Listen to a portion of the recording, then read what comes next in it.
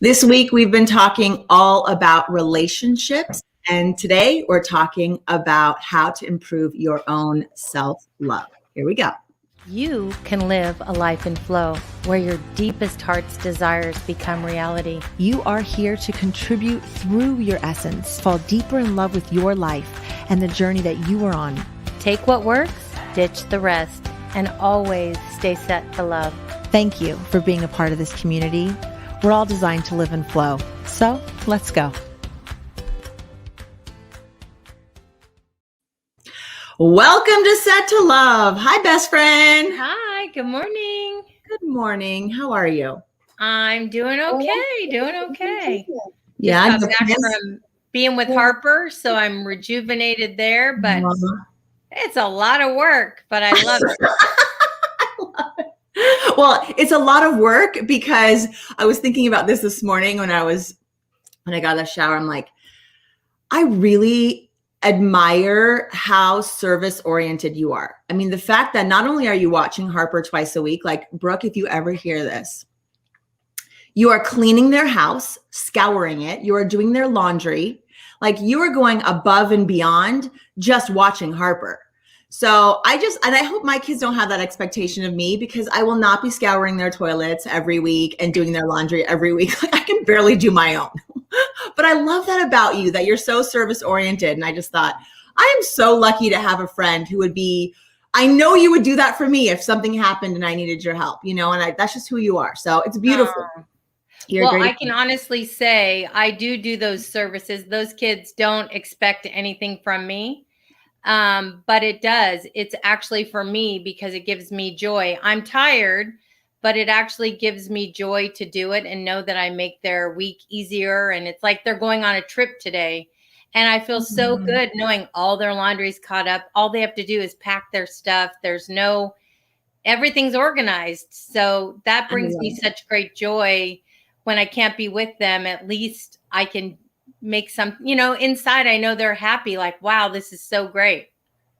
I love it. Maybe when I get a little bit older and my kids actually have kids, I will feel the same way. Like, okay, yeah, I can. What am I doing here? My computer's going wacky-dacky. But I'll feel the same way. Like, okay, yes, I want to help them and I want to do that. But right now I'm like looking at my piles of laundry out there and I think, I can't even get to this. I can't imagine doing someone else's. Well, thank you for that nice compliment. Yes. Well, and you know what, that's kind of funny that we have the topic we have to do today about self-love and tips, because most of the time we're not on our own list. And tips, you know what I'm saying? I think we tend to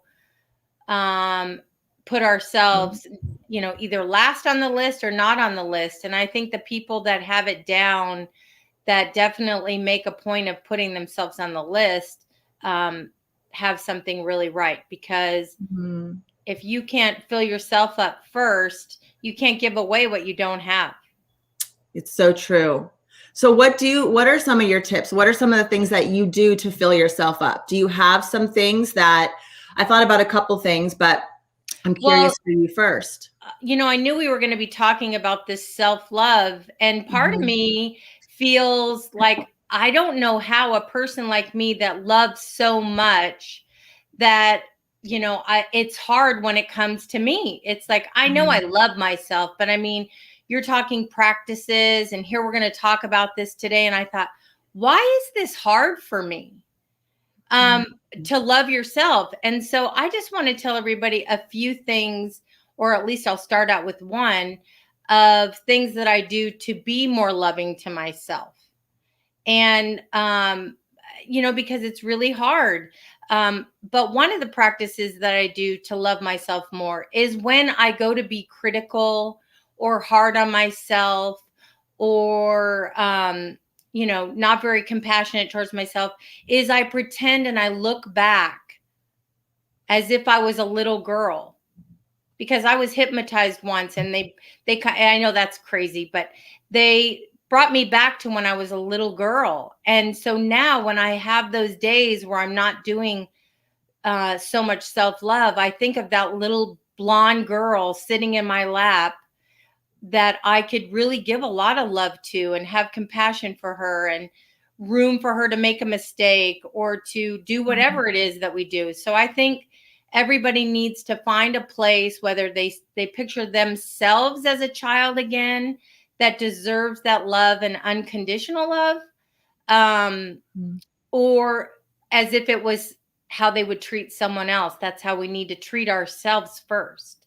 So I that love practice that. I've been doing for a while now. And when I go to get ready and I'm being critical about what I'm wearing or whatever, I think of that little girl and I think, that's not very nice. Like, stop doing that. And after a while, you start to catch yourself. Mm-hmm. So that seems to be working. What about you? Do you have one? I love that. I love that. So the first one that I wrote down I wrote boundaries is the word that I wrote down. And for me, I think one of the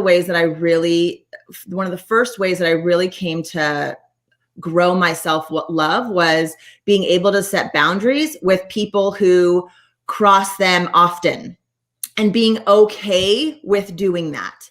So for example, one of the first times I ever set boundaries was during the divorce. I didn't really understand boundaries or what that even meant. And as like the plethora of horrible text messages would come in, self-love was not reading them. Self-love was saying, he's in a tough place. Give him time and space. That's not your journey. You just focus on you. You don't need to read all that stuff. Why don't you go read Eckhart? Why don't you go read listen to a podcast that makes you feel good? Like, why put my awareness and my attention into something that makes me feel bad about myself? And that's intentionally trying to pull me down. So for me, being able to set boundaries, whether it's in relationships or whatever, really has helped me to love myself because I'm not afraid to do it. And a lot of times I think we're afraid to set boundaries because we're so afraid of what the other person's going to think or say or whatever. But when we just say like, this is how much I can accept and this is what I will not, and that's it. Like, it doesn't have to be in like a mean way. You can do it in a loving way, but you're not letting people infringe on your space and what feels safe to you. So for me, boundaries was one of the first things that I wrote. I love that because the boundaries and, me going through that experience with you, I do think that things are said in the, I remember his texts were so, paragraph after paragraph, and it was all just, blah, just all this stuff that didn't even really, just hurt and angry. So in a lot of ways, yeah, you took that for a little while, but after a while you just say, you know what, I can't put this into my psyche anymore. I'm going to wait. Yep. And I think that that's super important for people to be your own cheerleader and to be there for yourself. Mm-hmm. That was pretty amazing because I remember I'd say, you're not going to look at it, and you'd go, nope, not today. Not today. So, yep. I love that. And that reminds me too, Shelly, like even thinking about boundaries, and we don't have to get into all the details, but you had a friend that was coming to see you. You're an esthetician for anyone out there who may not know, who wasn't paying you like over and over and over. And, at some point and it was making you feel bad, like she's taking advantage of me and this and that. And until you finally just said in a loving way, this is what it is, no more until you stay on top of this. And because I feel like you're taking advantage of me, and however you said it. And it was like one conversation, everything changed, and like you were so afraid to have that conversation. I do think too that sometimes you have to take, that was my fault that I didn't say something, because then you start putting these other stories and the other person has no idea. So in fairness to the other person, maybe it was just an oversight and you don't even have to be going through that. Don't wait for things to. But didn't you feel so much better about yourself after you did it? Because you said something that was like, it was like a suppressed emotion, a suppressed feeling that you were just ruminating over a lot. And so when you could just get it out, that's self-love. That's like, I'm not going to hold on to this anymore. Yeah. And I think too, that you got to think the best of people, that they love you and they're not intentionally doing that. That's where I really came from. And just saying, communication, we've talked about this before, is always key, because how do we know how busy someone else's lives are, or what's going on with them, or whatever? So, True. but to be able to communicate, that is self-love. Saying what you feel. And I think one of my other ones is I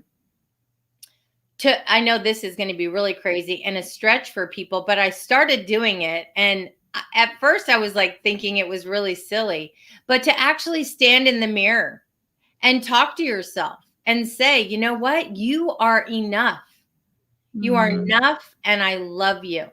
And at first it's like it was stuck in my throat. But when you really learn to talk to yourself and be positive, it really helps for you to start start your day out right. And eventually you don't need to look in the mirror. You just automatically think, wow, you know what? I get to be me, and I love you, and I do love myself, and I do have so much. So when you do have those days where you're not feeling as good, you automatically revert back to, but you know what? That's not how I would treat someone. So why would I want to treat myself like that? I think mostly that when you talk about self-love, it's your self-talk.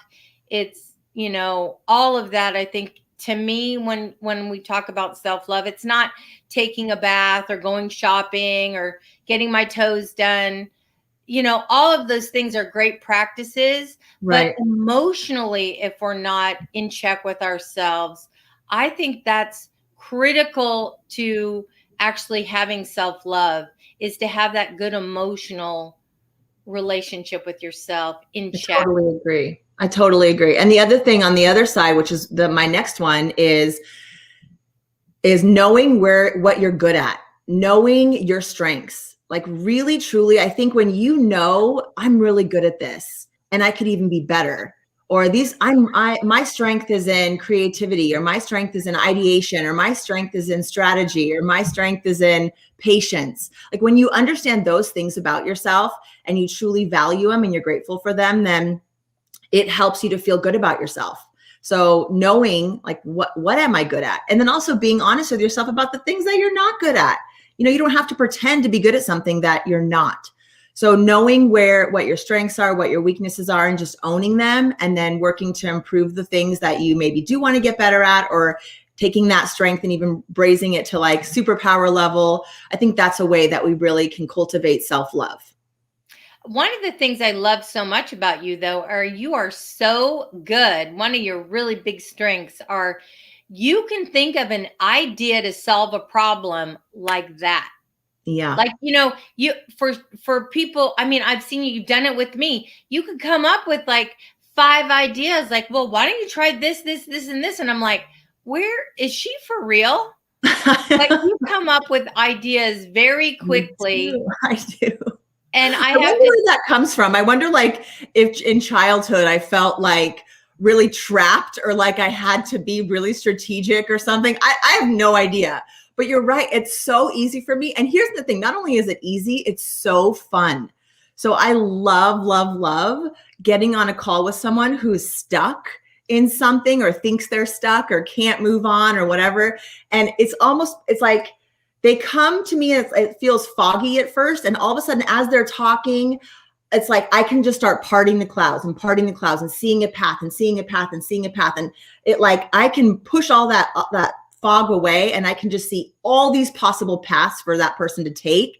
It's up to them which path to take or what to do with it. But it's really a fun thing for me to do. So when I get to exercise that, like for example, and this is self-love for me. For example, I hopped on a call with a woman who wanted to start a summer camp. We talked for like an hour about strategies and this and that. And I said to her, she'd never done a camp before. Okay. And I said, do you even know if you would like to do this? Like, have you tested it? What about a day? What about this? And the key thing I said was, you're 1 degree away from whatever your next move is. It's not this giant leap.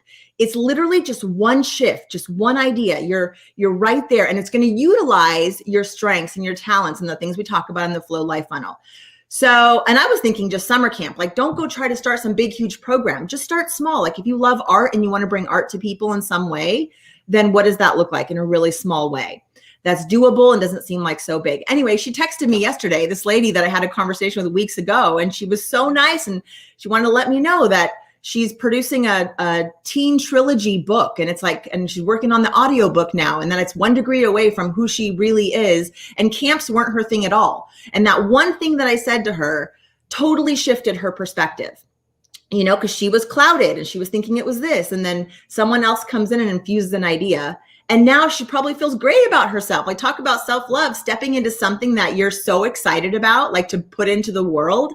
Regardless of how it goes, the fact that you even accomplished it, the fact that you even, you know, painted that painting or drew that thing or wrote that story or whatever, went on that run, whatever you're doing for yourself, you can just feel good about it. So I love that. I was really grateful for that moment. I was like, thank you so much. And that's self-love for me. Then I go like, okay, yay. You know, I help someone and helping people about myself.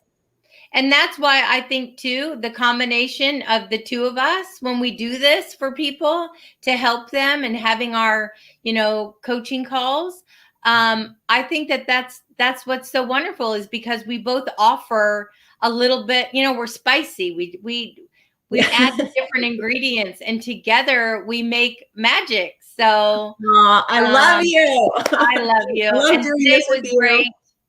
So thanks for so today. much. I hope everyone will, you know, take some of these tips and love yourself. Give yourself a hug. And I know it sounds crazy, but it works. It works. It does. Thank you guys so much for being here today. You can always find us at settolove.com. And if you want to reach out to us for any reason whatsoever, Shelly and I are a soft place to land, and we are at set2lovepodcast@gmail.com. We love you. We appreciate you. We hope you have a fantastic weekend. Do something fun. Follow joy this weekend. Give yourself some time to just be so grateful for the things that you do have. And I hope you can love yourself a little bit more. And best friend, I love you.